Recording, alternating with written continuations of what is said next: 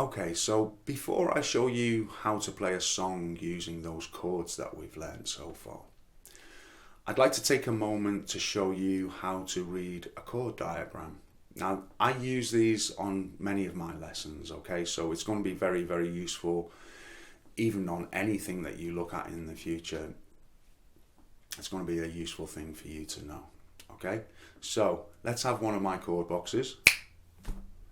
Right, so there you can see we have a box. It has 6 vertical lines and in this case 6 horizontal lines, but it may have fewer horizontal lines, okay? It's the vertical lines that are important.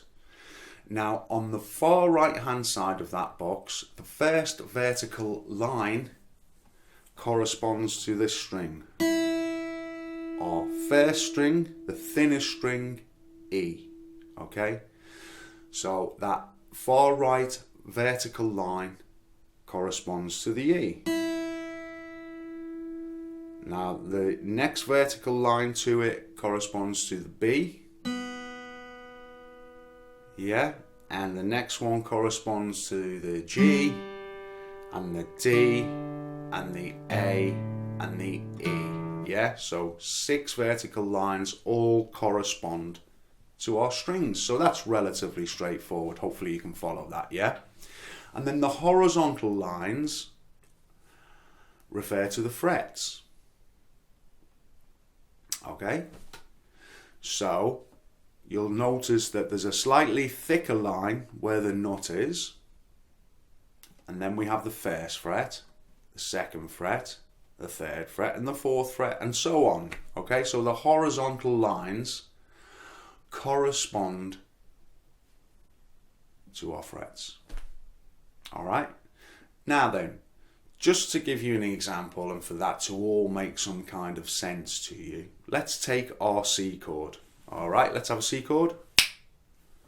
Right, there you have the C chord. Now you will see there is a dot on the 2nd vertical line from the right hand side in the 1st fret.